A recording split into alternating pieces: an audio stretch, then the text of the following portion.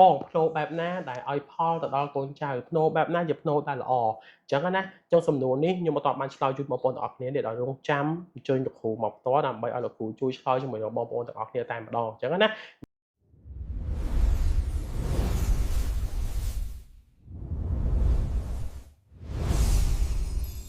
គ្រប់នឹងជំរាបសួរបងប្អូនទាំងអស់គ្នាស្វាគមន៍មកកាន់កម្មវិធីហុងស៊ុយ Podcast ដោយដុកទ័រហុងស៊ុយដោយថ្ងៃនេះដែរយើងជួបជាមួយនៅវាគ្មិនដ៏ពិសេសរបស់យើងតដែរគឺលោកគ្រូកៅសវណ្ណគឺថាមករយៈនេះពិបាកអញ្ជើញលោកគ្រូមែនតើដោយសារមករយៈនេះគឺលោកគ្រូអញ្ជើញពីខេត្តមួយទៅខេត្តមួយដើម្បីចុះទៅពិនិត្យហុងស៊ុយជូនដល់កូនសិស្សក៏ដូចជាអតិថិជនជាដើមអញ្ចឹងណាដោយប្រធានបទជាច្រើនដែលខ្ញុំទទួលបានពីបងប្អូនយើងតាក់ទងជាមួយនឹងហុងស៊ុយភ្នូបាទបងប្អូនយើងតែលើកសួរមកថាបងភ្នូបែបណាដែលឲ្យផលទៅដល់កូនចៅភ្នូបែបណាជាភ្នូដែលល្អអញ្ចឹងណាចុងសំណួរនេះខ្ញុំមិនតបបានឆ្លើយជូនបងប្អូនទាំងអស់គ្នាទេដោយរងចាំអញ្ជើញលោកគ្រូមកផ្ទាល់ដើម្បីឲ្យលោកគ្រូជួយឆ្លើយជាមួយនឹងបងប្អូនទាំងអស់គ្នាតែម្ដងអញ្ចឹងណាអញ្ចឹងតោះជួបមួយលោកគ្រូទាំងអស់គ្នាបាទជំរាបសួរលោកគ្រូបាទជំរាបសួរបាទលោកគ្រូមករយៈនេះឃើញថាលោកគ្រូរវល់មែនតើតាក់ទងជាមួយនឹងការងារគឺថាខ្ញុំបងប្អូនទាំងអស់គ្នារងចាំចម្លើយទៅអ្វីដែលខ្ញុំបានលើកឡើងមុនហ្នឹងអញ្ចឹងលោកគ្រូបាទអញ្ចឹងចង់ជម្រាបសួរលោកគ្រូតែម្ដងបាទហុងស៊ុយភ្នូលោកគ្រូជឿថាលោកគ្រូមានជំនាញមែនតើតាក់ទងជាមួយនឹងភ្នូអញ្ចឹងណាបាទអញ្ចឹងចង់ជម្រាបសួរលោកគ្រូថាភ្នូបែបណាដែលយើងចាត់ទុកថាជាភ្នូល្អហើយភ្នូបែបណាដែលឲ្យផលទៅកូនចៅបានល្អអញ្ចឹងលោកគ្រូបាទអរគុណសម្រាប់ភ្នូបុព្វការីជនដែលយើងចាត់ទុកជាភ្នូល្អភ្នូនឹងឲ្យផលសម្រាប់កូនចៅអញ្ចឹងគឺយើងមើលទី1គឺយើងមើលជ័យភូមិភ្នូហ្នឹងហើយជ័យភូមិភ្នូហ្នឹងគឺមានន័យថាខាងក្រោយមានភ្នំខាងមុខមានទឹកហើយផុតពីទឹកទៅអាចថាមានភ្នំឬក៏មានទីតាំងផ្សេងទៀតដែលវាលំនាំយើងមើលទៅវាប្រហាក់ប្រហែលនឹងទីទួលឬភ្នំអីចឹងបន្ទាប់ពីទឹកទៅហើយដីនៅកន្លែងដែលយើងបញ្ចុះសពទុកសពរបស់គាត់ហ្នឹងគឺជាដីដែលមានធម្មពលហ្នឹងជាវៀងដីដែលហិលដីដែលហួតហែងមានន័យថាទឹមរាំងភ្លៀងកន្លះខែមួយខែស្រាប់តែងាប់អស់អាលីងដើមឈើជុំវិញភ្នូហ្នឹងហើយដីហ្នឹងចាត់ទុកថាដីអត់មានធម្មពលទេបាទលោកគ្រូហ្នឹងហើយតែបើដីដែលមានធម្មពលល្អដីហ្នឹងគឺជ្រៅអត់មានថ្មហើយរុក្ខជាតិហ្នឹងបរិស្ថានជុំវិញហ្នឹងគឺលាស់ស្លឹកស្អាតមានធម្មពលល្អទោះបីជារាំងភ្លៀងខែប្រាំងក្តីក៏មិនធ្វើឲ្យរុក្ខជាតិនៅក្បែរហ្នឹងងាប់ដែរអញ្ចឹងណាអញ្ចឹងមានន័យថាដីហ្នឹងគឺជាដីដែលមានធម្មពលហើយយើងអាចយកបុព្វការីជនទៅដាក់នៅទីនោះតាមរយៈការរៀបចំដោយជំនាញរបស់លោកគ្រូហុងស៊ុយអញ្ចឹងឃើញថាកូនចៅនឹងចម្រុងចម្រើនយល់លោកគ្រូតែរយៈកាលកន្លងមកដែលយើងធ្លាប់រៀបចំនេះគឺយើងមើលទៅទីតាំងខ្លះគាត់អត់បានរៀបចំមុនទេអញ្ចឹងនៅពេលដែលក្រុមគ្រួសារមានទុកដីកន្លែងណាដែលទំនេរគាត់យកទៅដាក់ដីកន្លែងនោះអត់បានរៀបចំទុកទេអញ្ចឹងពេលខ្លះទៅដីនឹងអត់ធម្មពលដូចខ្ញុំបានរៀបរាប់ខាងលើអញ្ចឹងរាំងភ្លៀងតែ2ខែ3ខែដើមឈើងាប់អស់បែបហ្នឹងដូច្នេះរុក្ខជាតិនៅអត់កើតមនុស្សនៅអត់កើតខ្មោចក៏នៅអត់បានយល់លោកគ្រូហ្នឹងហើយចឹងបានន័យថាតើតោជាមួយនឹងភ្នូយើងត្រូវមើលបរិស្ថានជុំវិញដីដែលយើងបំរុងនឹងត្រូវឯលោកគ្រូបាទនេះជាកត្តាសំខាន់ណាស់គឺកត្តាបរិស្ថានហ្នឹងហើយទី2ភ្នូមួយចំនួនវាមិនអាក្រក់ទេគ្រាន់ថាកន្លែងខ្លះទឹកលិចណាខែភាសាភ្លៀងមកទឹកជន់ខ្លាំងគេទប់លិចទប់គាត់លិចដល់ភ្នូអាទឹកហ្នឹងវាចូលដល់ឆ្អឹងចូលដល់ DNA របស់បុព្វការីជនយើងវាធ្វើទៅកូនចៅសម្រាប់កូនចៅខ្លះដែលរស់ស៊ីមានបាននៅតែមានបានអញ្ចឹងហ្នឹងនៅតែសំប្រកបអញ្ចឹងក៏ប៉ុន្តែគាត់លុយក៏មានជំងឺក៏មានបាទអញ្ចឹងណាហ្នឹងហើយអ្នកខ្លះទៀតកូនចៅខ្លះទៀតដែលភ្នូនោះវាឲ្យទោសវាធម្មតាវាអត់អាចថាមានកូន5នាក់បានទាំង5ទេវាត្រូវតែមាន1ឬមាន2ដែលអត់ទទួលបានផលអញ្ចឹងបើភ្នូនឹងលិចទឹកកូននោះដែលអត់បានផលស្រាប់ផងហើយមានជំងឺទៀតវាស្ទួនហ្នឹងហើយឈឺក៏ឈឺលុយក៏អត់ អាហ្នឹងវាត្រូវតែមានហើយបងប្អូនយើងកលេចមើលអ្នកជំវិញខ្លួនយើងអ្នកខ្លះហ្នឹងលុយក៏មានជំងឺក៏មានអ្នកខ្លះលុយក៏អត់មានតែមានជំងឺដែរហ្នឹងហើយ បានលោកគ្រូបាន ចំណុចទី3ចំណុចទី3សម្រាប់ភ្នោដែលមានជាយភូមិពិឃាតបើសិនជាពិឃាតចំកូនណាឬចំចៅណាកូនចៅនោះតែងមានបញ្ហាទៅលើធាតុដែលពិឃាតមកហ្នឹងធម្មតាយើងនៅក្នុងខ្លួនរបស់យើងនោះវាមានធាតុ5អញ្ចឹងការពិឃាតហ្នឹងគេមើលទៅលើធម្មពលប្រាណ8ទិស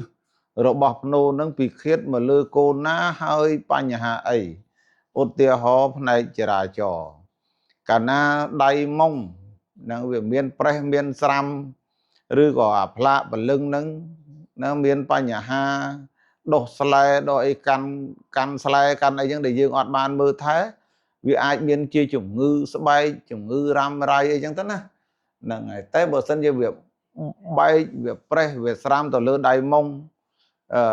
ត្រង់កន្លែងចំណុចកូនណាមួយកូននោះនឹងជួបបញ្ហាចរាចរណ៍បានលោកគ្រូបានហេតុនេះហើយត្រូវតែមើលឲ្យបានច្បាស់ថាតើវាមានផលអវិជ្ជមានអីនិងផលវិជ្ជមានអីទៅលើភ្នោនីមួយៗហ្នឹងហើយសម្រាប់ការមើលនោះទៀតវាទល់តែគ្រូចិនសែនហ្នឹងជំនាញផ្នែកភ្នោហ្នឹងហើយព្រោះកាលណាគ្រូចិនសែនជំនាញភ្នោគាត់ទៅដល់ភ្នោហ្នឹងគាត់ដឹងហើយកូនណាឈឺអីគ្រោះថ្នាក់ចរាចរណ៍កូនណាចៅណាឬក៏កូនណាមានកូនណាក្រអីគឺអាជ័យភូមិភ្នោវាបង្ហាញប្រាប់ថានៅបុព្វការីជននៅតែហ្នឹងកូនទីប៉ុណ្ណេះមានលុយកូនទីនោះអត់លុយកូនទីនេះមានជំងឺអញ្ចឹងណាហ្នឹងហើយទៅតាមជំនាញរបស់លោកគ្រូចិនសែនដែលគាត់មើលហ្នឹងហើយកន្លងមកហ្នឹងខ្ញុំក៏ធ្លាប់ជួបច្រើនរឿងបញ្ហាភ្នោលិចទឹកហ្នឹងហើយភ្នោលិចទឹកហើយភ្នោខ្លះវាដីហ្នឹងហួតហិលខ្លាំងពេកវាអត់មានធម្មពលអីចឹងកូនចៅគាត់ពិបាកពេកហ្នឹងហើយក៏គាត់សម្រេចចិត្តកោះភ្នោនឹងចេញហ្នឹងហើយកោះភ្នោនឹងចេញហើយយកធាតុធាតុរបស់គាត់ហ្នឹងយក DNA របស់គាត់ហ្នឹងយកទៅបូជាការដែលបូជាហ្នឹងបូជាអត់អស់ទៅទៀតណាបុរាណពិសេសគឺអធិស្ឋានផងសម្រាប់លោកអាចារ្យគ្រប់វត្តដែលគេរកឲ្យទៅកោះសពគាត់ខ្ញុំឃើញភ្នែកភាគច្រើនគាត់បូជាតែឆ្អឹងទេចឹងនៅសល់ខោអាវហ្នឹងនៅសល់ក្តាមឲ្យឈូសខ្លះពុកខ្លះទៅនៅខ្លះទៅហើយពិសេសគឺខោអាវភួយឬក៏កតិលជ័រអីដែលក្រាលពេលដែលគាត់នេះគេក្រាលបានមជ្ឈូបានអីហ្នឹងណានៅហ្នឹងហើយអត់តាន់ពុកទេប៉ុន្តែគាត់មិនបានយកអាហ្នឹងមកបូជាទេគាត់បូជាគាត់រើសយកតែឆ្អឹងយកទៅបូជាដូច្នេះ DNA នៃបុព្វការីជនហ្នឹងនៅកន្លែងហ្នឹងនៅដដែលហ្នឹងហើយថែមទាំងធ្វើឲ្យខូចនៅទម្រង់ទ្រង់ទ្រាយភ្នោទៅទៀតអញ្ចឹងមានន័យថាការរុះរើភ្នោហ្នឹងដោយមិនមានក្បួនច្បាប់អីត្រឹមត្រូវហើយ DNA នៅដដែលដូច្នេះកូនចៅធ្វើទុកកាន់តែខ្លាំងបានលោកគ្រូក្នុងចំណុចមួយនេះចង់បញ្ជាក់ជូនបងប្អូនបន្តិចភាគច្រើនដែលយើងឃើញណាពេលដែលយើងលើកសពមកបូជាអញ្ចឹងបងប្អូនខ្លះក៏អត់ចាប់អារម្មណ៍ថានៅពេលដែលសពដែលរលាយណាអញ្ចឹង DNA នឹងចុះទៅខាងក្រោមបាត់ហើយអញ្ចឹងបងប្អូនលើកតែឆ្អឹងលើកតែអីមកយើងបានតែប៉ុណ្្នឹងប៉ុន្តែ DNA របស់ពួកគាត់បុព្វការីជនរបស់យើងនោះគឺស្ថិតនៅខាងក្រោមដីនឹងដដែលអញ្ចឹងណាអញ្ចឹងសួរថាផលដែលបានដល់កូនចៅអត់គឺនៅតែបានដល់កូនចៅហើយអាស្រ័យលើជាភូមិភ្នោនឹងទៀតបើជាភូមិភ្នោនឹងគឺមិនល្អនឹងធ្វើទុកដដែលអញ្ចឹងណាទូគ្រូថតចំណុចមួយនេះដែរបងប្អូនខ្លះគាត់លើកមកថាអញ្ចេះបើសិនជាដាក់ភ្នោបុព្វការីជនដាក់អញ្ចឹងទៅវារឿងច្រើនអញ្ចឹងណាផ្ដល់ផលល្អក៏ផ្ដល់តែបើមិនផ្ដល់ផលល្អគឺផ្ដល់ផលអាក្រក់បើអញ្ចឹងដដែលចុះបើសិនជាបុព្វការីជនគាត់ធ្វើគេហៅថាការកិរិយាទៅគាត់បូជាយកតែម្ដងទៅមិនស្រួលចិត្តជាងទេលោកគ្រូចំពោះទស្សនៈដែលបងប្អូនគាត់យល់ឃើញបែបហ្នឹងសម្រាប់លោកគ្រូដែលជាអ្នកជំនាញហុងស៊ុយផ្នែកភ្នោហ្នឹងលោកគ្រូមានទស្សនៈបែបណាវិញដែរលោកគ្រូចំណុចនេះចេះការយល់ឃើញរបស់គាត់ត្រូវហើយ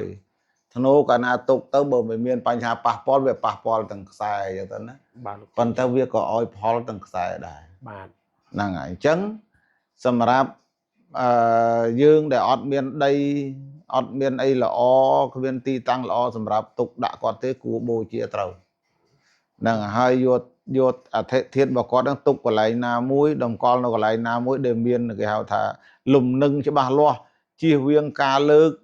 កិលហ្នឹងហើយជួនណាគាត់គាត់ធ្វើតេកេណានុប្រទាននៅក្នុងផ្ទះហ្នឹងនៅនឹងផ្ទះរបស់គាត់ហ្នឹងហើយធាតុនៅផ្ទះហ្នឹងហើយគាត់ធ្វើតេកេណានុប្រទានហ្នឹងគាត់លើកធាតុហ្នឹងមកលើកកោតអូលើកកោតគាត់ចង់ថាជូន ហ្នឹងហើយ លើកមនុស្សមក លើកកោតនឹងយកមកដាក់នៅកន្លែងក្បាលកទេលក្បែរប្រសង់លោកគង់ហ្នឹងហើយបាំងស្គរបាំងអីឲ្យលើកទៅវិញហើយជាគោលការណ៍គឺ DNA របស់បុព្វការីជនហាមរង្គោះរង្គើហ្នឹងហើយកាលណាគាត់លើកយកមកដាក់ហើយខ្ញុំឧទាហរណ៍មួយចុះនៅដែលខ្ញុំឃើញភ្នែកនេះមានគាត់មួយនោះទូសុតតាកោតហើយថ្ងៃហ្នឹងដែលខ្ញុំទៅដល់ហ្នឹងគឺចូលទៅគាត់ហ្នឹងចំថ្ងៃសិលលោកយាយទៅគាត់អញ្ជើញមកគាត់ថាអើយម៉ែឲ្យកូនខានមកប្រហែលសិលឥឡូវកោតម៉ែសិតតែដីអញ្ចឹងលោកយាយហ្នឹងគាត់ក៏ទៅបើកទ្វារទូហ្នឹងសុំសោពីលោកទៅបើកទ្វារទូយកកោតធាតរបស់ម៉ែគាត់ហ្នឹងយកមកជូតចលក់ទឹកហ្នឹងកសែងពោះគោតូចហ្នឹងជូតហ្នឹងក៏លុកចុះក៏លុកឡើងជូតបាតពីក្រោមផងជូតពីលើផងហើយយកទៅដល់ដាក់វិញហើយគាត់លើកអាកោតដែលបាំងដាក់វិញទៅគាត់រុញទូទៅគៀនទៅបន្តិចនិយាយផ្សេងមកមួយទៀតមកដល់លើកទៀតហ្នឹងដូច្នេះអធិធាតុដែលនៅក្នុងកោតមួយទូនឹងប្រហែលជា80កោតនឹងរង្គោះរង្គើរាល់ថ្ងៃដូច្នេះធ្វើឲ្យកូនចៅគ្មានភាពលំនឹងទេគួរកុំធ្វើអញ្ចឹងអីបើសិនជាយើងទុកនៅផ្ទះឬក៏យើងទុកនៅចែកដីក៏ទុកចោះប៉ុន្តែឲ្យវាមានលំនឹងទៅកុំទៅកាន់យកមកមួយឆ្នាំ2 3ដងអីមិនបានទេហ្នឹងហើយអាហ្នឹងទី1ទី2អាចនឹងថាបើយើងដុតទៅ DNA របស់គាត់អស់ហើយឬក៏ខ្សោយហើយនៅសល់តិចតួចហ្នឹងហើយអញ្ចឹងសម័យនេះគឺជាសម័យទំនើបបើនិយាយពីហុងស៊ុយជាហុងស៊ុយវិទ្យាសាស្ត្រគេអាចមានវិធីមួយទៀតគឺគេយក DNA របស់បុគ្គលម្នាក់ហ្នឹងទៅបន្សាំនៅក្នុងថូរបស់ដី5ធាតុហើយគេដាក់លើភ្នំអូបានលោកគ្រូហ្នឹងហើយគេហៅថាសួរលោកគ្រូដែរថាតកតោជាមួយនឹងបច្ចុប្បន្នយើងឃើញថាចេះលោកគ្រូតកតោមួយបញ្ហាភ្នោហ្នឹងលោកគ្រូពេលខ្លះគឺពួកគាត់អាចធ្វើការកែឬក៏ពួកគាត់ធ្វើការលើកអីចឹងទៅដើម្បីជួយឲ្យធម្មពល DNA របស់បុព្វការីជនហ្នឹងគឺជួយមកពួកគាត់អញ្ចឹងលោកគ្រូប៉ុន្តែក្នុងលក្ខខណ្ឌមួយចំនួនបាទគឺថាធម្មតាបុព្វការីជនគាត់អាចមានកូនមានចៅច្រើនពីការទៅគាត់អត់មានឯកភាពគ្នាអញ្ចឹងធម្មតាយើងក្នុងនាមជាចិនសាយដែលមានវិជ្ជាជីវៈទោះតែបងប្អូនទាំងអស់គ្នាហ្នឹងគាត់ធ្វើការស្រស់ស្រួលគ្នាបានពួកយើងធ្វើការនឹងបានបើសិនមានការចំទាស់ពួកយើងអត់ទទួលការងារនឹងទេជាទូទៅលោកគ្រូបាទចុះក្នុងចំណុចមួយហ្នឹងចង់លើកប្រសាសន៍លោកគ្រូមុននឹងតិចដែរជាលោកគ្រូបានលើកឡើងបន្តិចមកអញ្ចឹងណាក្នុងចំណុចមួយបើសិនជាឧទាហរណ៍ថាគាត់អត់អាចទៅកែភ្នោបុព្វការីជនគាត់អត់អាចធ្វើអីបានដោយសារមានការចំទាស់ពីបងប្អូនអញ្ចឹងណាវិធីសាស្ត្រនៃការជួយគឺវិធីសាស្ត្រដែលលោកគ្រូលើកឡើងមុនដោយយក DNA របស់ផ្ទាល់ខ្លួនហ្នឹងដាក់ចូលក្នុងថូដើម្បីធ្វើការគេហៅថាតាមវិជាហ្នឹងខ្ញុំភ្លេចថាវិជាអីលោកគ្រូចុះលោកគ្រូសូមបញ្ជាក់ត្រង់ហ្នឹងតិចមកលោកគ្រូតែហៅអីគេអញ្ចឹងណាលោកគ្រូបាទតាមស្ថាប័ននីមួយស្ថាប័នសម្រាប់ដុកទ័រហុងលោកហៅថូពីជ័យកំណើតបាទដួងពីជ័យកំណើតបាទថូដួងពីជ័យកំណើតដើម្បីជំរុញដួងកែវឬក៏ជំរុញនៅធាតុទាំង5នៃបុគ្គលហ្នឹងឲ្យវាមានកម្លាំងស្មើគ្នាកុំឲ្យមានធាតុណាវិឃាតធាតុណានៅក្នុងខ្លួនណាបាទលោកគ្រូហ្នឹងហើយយកទៅដាក់នៅទីតាំងដីដែលមានធម្មពលល្អនៅទីតាំងកន្លែងណាមួយចឹងទៅលើភ្នំដែលមានទឹកមានភ្នំមានព្រៃដីដែលមានធម្មពលចឹងទៅហ្នឹងហើយគឺអាចជួយយើងបានជួយបានដែរណាហ្នឹងក៏ប៉ុន្តែគាត់នឹងចេះដាក់ម្នាក់ជួយបានតែម្នាក់ទេអូដោយសារតែ DNA របស់បុគ្គលម្នាក់ហ្នឹងបាទបុគ្គលម្នាក់ហ្នឹងទៅវាខុសពីភ្នោបាទភ្នោបើសិនជាអមថាឥឡូវវាឡើងហ្នឹងហើយឡើងវាអាចមកក្រុមគ្រួសារហ្នឹងមាន10 20នាក់ទាំងកូនទាំងចៅចឹងវាឡើងខ្សែណាដែលត្រូវឡើងតាមខ្សែអញ្ចឹងណាបាទហ្នឹងហើយដូច អាហ្នឹងគឺគេប្រើវិជាហ្នឹងដោយសារតែក្នុងខួយនីមួយវាមាន3ខ្សែនៅក្នុង3ខ្សែវាមានធាតុរបស់វាហ្នឹងហើយអញ្ចឹងបើខ្សែណាឡើងគឺវាឡើងទាំងខ្សែហ្នឹងហ្មងទៅតែបើខ្សែណាធ្លាក់ក៏វាអាចមានអ្នកខ្លះជាប់ស្រឡាយមកជាប់ខ្សែឡើងតែក៏ជាប់នៅខ្សែធ្លាក់ក៏មានដូចគ្នាដែរតែបើសិនជាយើងប្រើធូអឺជំរុញដួងឬក៏ខ្លះគេហៅថាជាអង្គហ្នឹងគឺយើងដាក់ម្នាក់បានតែម្នាក់ទេបាទហើយអាហ្នឹងតម្លៃវាក៏រៀងថ្លៃដែរអញ្ចឹងណាហ្នឹងហើយអញ្ចឹងទេបើសិនជាអត់ជំរើសថាឥឡូវហ្នឹងយើងកែអត់បានទេភ្នោហ្នឹងជាធម្មតាបើយើងចង់កែចង់គាស់អ្នកដែលមានឥទ្ធិពលរបស់កូនចៅសពហ្នឹងត្រូវជំទាស់ហើយអ្នកដែលចង់កែគឺអ្នកដែលអន់ជាងគេបានចង់កែហើយអ្នកដែលអន់ហ្នឹងអត់មានឥទ្ធិពលអីទៅហៅបងប្អូនមកឲ្យឈ្នះអ្នកមានលុយហ្នឹងទេអញ្ចឹងសម្រាប់អ្នកដែលគាត់ធ្លាក់ហ្នឹងគឺគួរតែធ្វើធោជំរុញដួងហ្នឹងទៅបាទដើម្បីឲ្យគេហៅថាធាតុទាំង5នៅក្នុងខ្លួនរបស់គាត់ហ្នឹងខ្លាំងហ្នឹងអត់មានធាតុណាខ្សោយអត់មានធាតុណាពិឃាតធាតុណាទេហ្នឹងគឺវាបលិនគ្នាទៅវាខ្លាំងទៅហើយយើងក៏ជំហានទី1គឺយើងបានសុខភាពរឹងមាំល្អព្រោះសុខភាពជាទ្រព្យដែរណាបាទសុខភាពវាជាទ្រព្យសុខភាពល្អសល់លុយសុខភាពមិនល្អក្រដូចគ្នាបាទលោកគ្រូហ្នឹងព្រោះអានោះផ្លាញទ្រព្យហ្នឹងទី1បានសុខភាពហើយទី2គឺគេហៅថាប្រាក់ចំណូលបើយើងដាក់ទៅត្រូវយើងមានន័យថាយើងគិតត្រូវធ្វើត្រូវពាក្យចាស់លោកហៅតិចតិជុំហ្នឹងក៏ចេះតែមានបានតាមហ្នឹងទៅបាទលោកគ្រូខ្ញុំមានសំណួរមួយលោកគ្រូបកមកក្រោយបន្តិចចឹងណាលោកគ្រូតែតើមួយរឿងភ្នោលោកគ្រូជាទូទៅបងប្អូនយើងឲ្យតែថាពិនិត្យមើលទៅគឺថាភ្នោហៅថាភ្នោមានបញ្ហាឬភ្នោឲ្យទោសគាត់តែងតែគិតថាអូការធ្វើហ្នឹងគឺមែនតើត្រូវតែកោះភ្នោត្រូវតែលើកភ្នោលើកអីលោកគ្រូបើតាមជាក់ស្ដែងហ្មងស្ថានភាពបែបហ្នឹងគឺយើងអាចដោះស្រាយបានតាមវិធីកុំឲ្យកោះភ្នោឬក៏វិធីសាស្ត្រណាមួយដើម្បីជួយសម្រួលដល់គាត់លោកគ្រូព្រោះជាក់ស្ដែងហ្មងបើយើងនិយាយថាការកោះភ្នោមែនតើនៅកែដូចច្រើនបើហត់ងាយទេត្រូវការរកដីថ្មីផងបាទត្រូវការរកលោកគ្រូចិនសែដែលមានជំនាញផងបាទធម្មតាយើងដឹងលោកគ្រូដីក៏ត្រូវទិញជំនាញលោកគ្រូចិនសែក៏ត្រូវចាយលុយអញ្ចឹងយើងមានវិធីសាស្ត្រអីជួយគាត់អត់លោកគ្រូសម្រាប់ខ្ញុំចេះខ្ញុំមិនចេះតែកែទេទៅមើលសិនបាទដីនឹងមានធម្មពលឬអត់កែឡើងឬមិនឡើងអាកែហ្នឹងអញ្ចឹងណាបាទខ្លះបានតែកែទេអត់ឡើងទេតែបើកែឡើងខ្ញុំនឹងកែឲ្យអ្នកណាធ្លាក់កែឲ្យអ្នកនោះឡើងអ្នកក្រៅពីនឹងកុំប៉ះពាល់បើអត់បាច់ចាំទៅកោះកាយភ្នោទេបាទគឺយើងកែតាមបែបបុរាណជ័យភូមិបុរាណណាហ្នឹងហើយមួយទៀតសួរថាមានអ្នកចំទាស់អត់កែហ្នឹងគ្មានអ្នកណាចំទាស់ទេដោយសារយើងអត់ទៅប៉ះពាល់ឡតភ្នោអត់ទៅប៉ះពាល់សពអត់ប៉ះពាល់អដីណែមុងអីទាំងអស់យើងកែតែបរិស្ថានអាហ្នឹងសម្រាប់តែខ្ញុំហ្នឹងហើយដែលបត់ពិសោធន៍របស់ខ្ញុំគឺធ្លាប់កែហ្នឹងហើយបើសិនជាធ្នោខ្លះកែអត់ឡើងគឺយើងប្រាប់ថាมันកើតទេទោះបីកែក៏អត់ឡើងដែរកុំឲ្យគ្នាអស់លុយហ្នឹងអស់លុយហើយសង្ឃឹមថា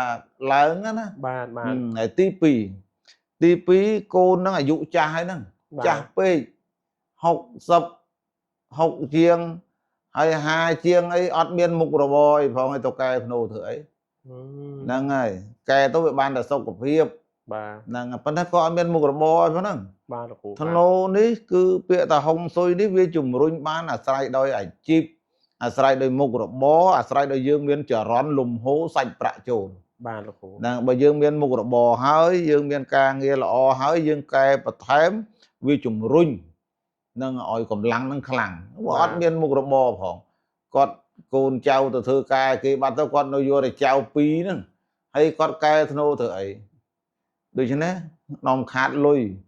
ហ្នឹងហើយបើថាកែហ្នឹងវាជួយអ្នកណាបានជួយចៅនឹងបានអត់បាទជួយកូននឹងបានអត់អាហ្នឹងចាំកែបើសម្រាប់តែម្ដាយហ្នឹងគឺ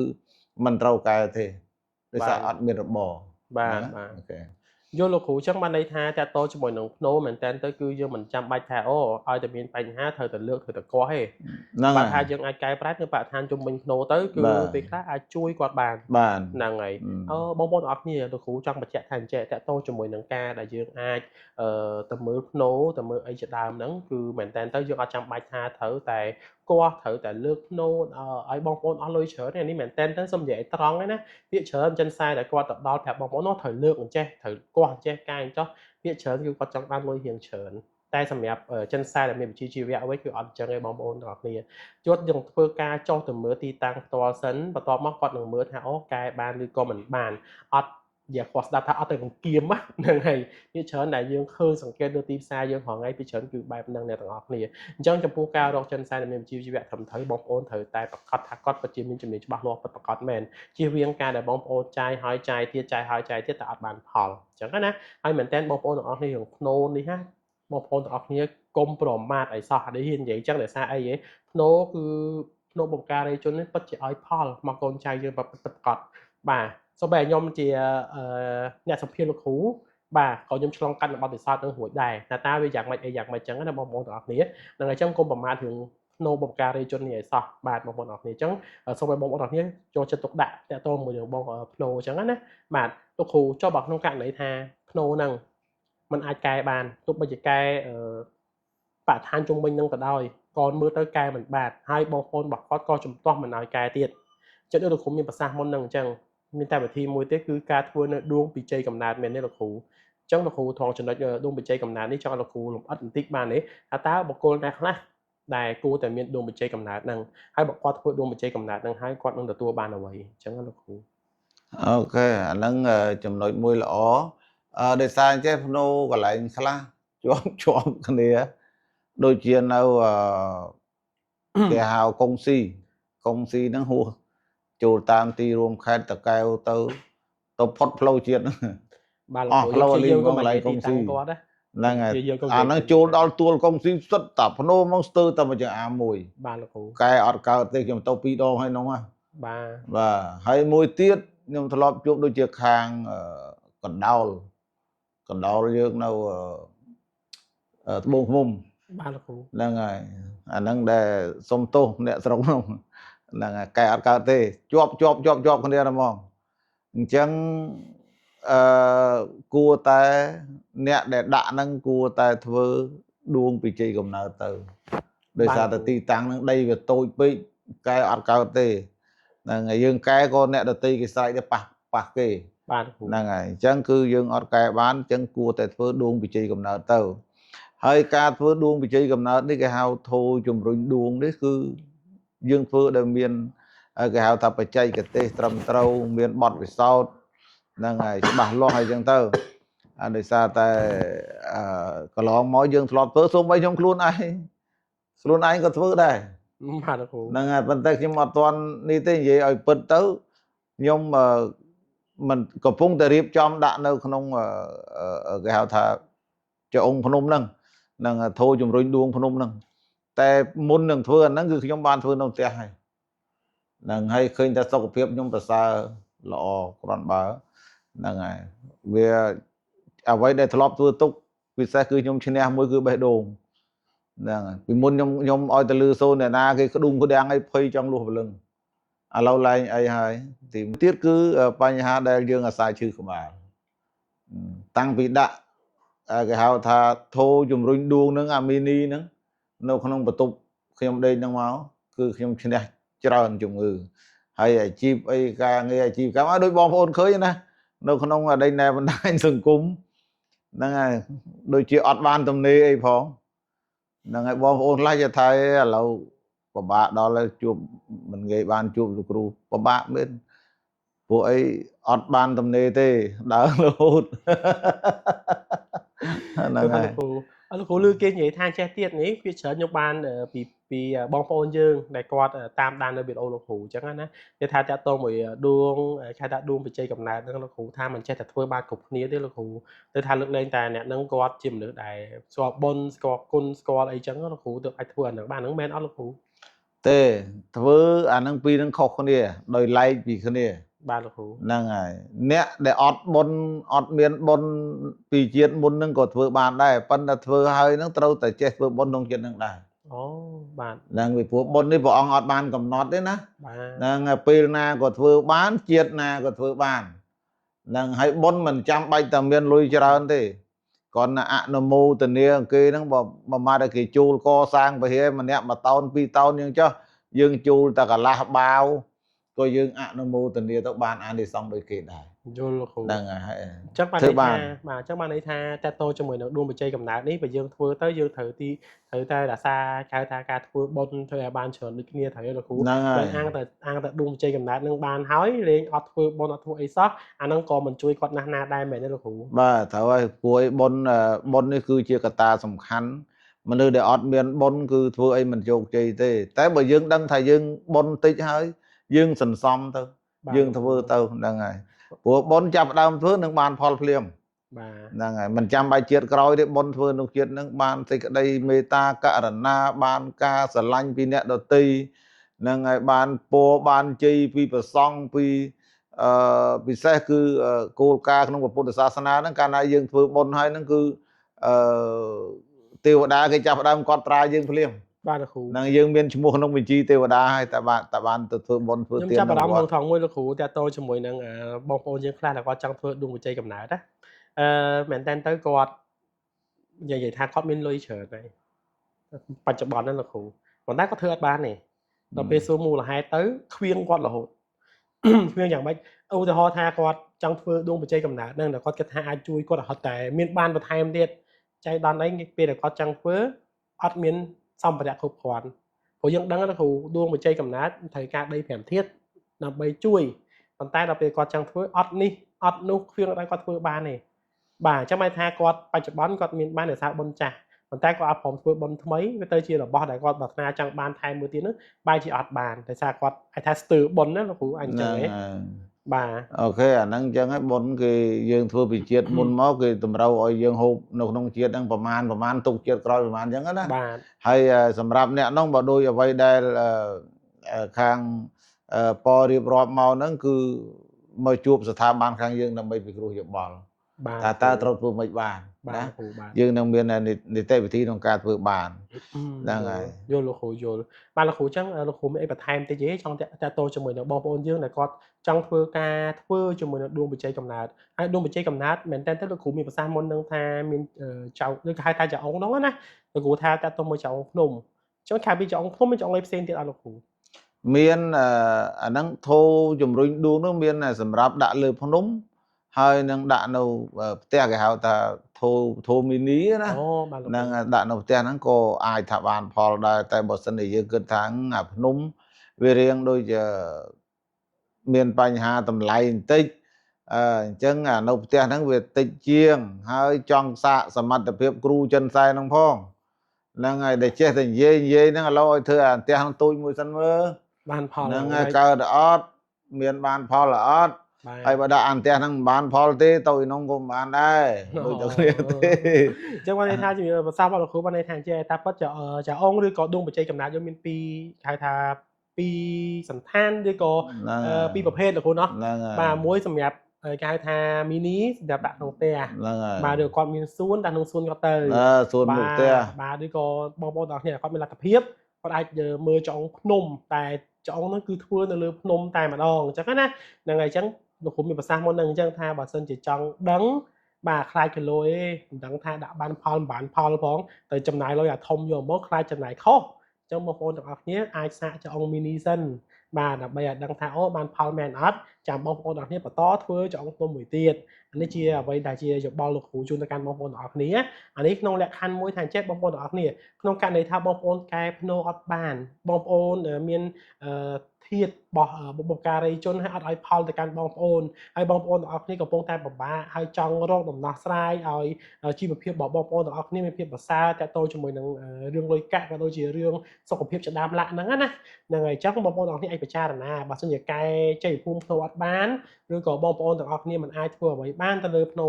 បុព្វការីជនបងប្អូនទាំងអស់គ្នាអាចពិចារណាទៅលើដួងបច្ចេកកំណើតបានដែលដួងបច្ចេកកំណើតហ្នឹងគឺដោយលោកគ្រូមានប្រសាសន៍ចឹងមានពីរសន្តានឬក៏ពីរប្រភេទដែលបងប្អូនទាំងអស់គ្នាអាចធ្វើការជ្រើសរើសទៅតាមប្រភេទនៃដែលបងប្អូនទាំងអស់គ្នាចង់បានអញ្ចឹងណាបាទលោកគ្រូចោះជាចុងក្រោយលោកគ្រូមានអីចង់ផ្ដាំផ្ញើទៅកាន់បងប្អូនយើងតិចទេតើតើជាមួយនឹងរឿងភ្នូក៏ដូចជារឿងចៅអុងឬក៏ដួងបច្ចេកកំណើតអញ្ចឹងលោកគ្រូ បាទភ្នូក៏ដោយដួងវិជ័យកំណើតក៏ដោយផ្ទះក៏ដោយហាងក៏ដោយដើម្បីតេស្ត សមត្ថភាពគ្រូចិនសែថាតើការនិយាយហើយនឹងការធ្វើប្រកបហ្នឹងដូចគ្នាឬអត់អ្នកខ្លះនិយាយបានតែធ្វើអត់បានទេ អូបាទ ហ្នឹង លោកគ្រូ ហើយអ្នកខ្លះមិនប្រកែនិយាយទេប៉ុន្តែធ្វើបានហ្នឹងហើយអញ្ចឹងគឺបើសិនជាថាចាប់អារម្មណ៍ទៅលើដួងវិជ័យកំណើតសម្រាប់ដាក់នៅភ្នំឬក៏ដាក់នៅផ្ទះបើសិនជាថាចង់តេស្តអាផ្ទះមើលមួយសិនទៅហ្នឹងបើផ្ទះនឹងបានផលតែធម្មតាដាក់នៅផ្ទះហ្នឹងផលវាតិចជាងអានៅភ្នំដោយសារភ្នំគឺវិសាលភាពដីហើយនឹងជ័យភូមិវាធំ បាទលោកគ្រូ ហ្នឹងហើយអញ្ចឹងអានោះវាខ្លាំងជាងតែឲ្យតែបានផលនៅផ្ទះអានៅផ្ទះហ្នឹងក៏អាចថាបានផល 30% អីក៏យើងចាត់ទុកថាបានផលដែរពីព្រោះជំងឺមកដែលដាក់ទៅនៅក្នុងខ្លួននេះឈឺ10មុខឲ្យជាបាន5 6មុខក៏យើងចាត់ទុកថាវាគាត់បើ ផលបាទ ណាបានផលដែរហ្នឹងហើយទី2ហាងហ្នឹងគឺអឺលក់ដូរមកតែឥឡូវលោកគ្រូនឹងគាត់អួតរឿងបញ្ហាចេះមួយចេះពីរជ័យភូមិចេះមួយចេះពីរអញ្ជើញគាត់ឲ្យជួយតេស្តហាងបន្តិចមើលប្លែកទេអត់ បាទ បើអត់ប្លែកទេមិនចេះទេ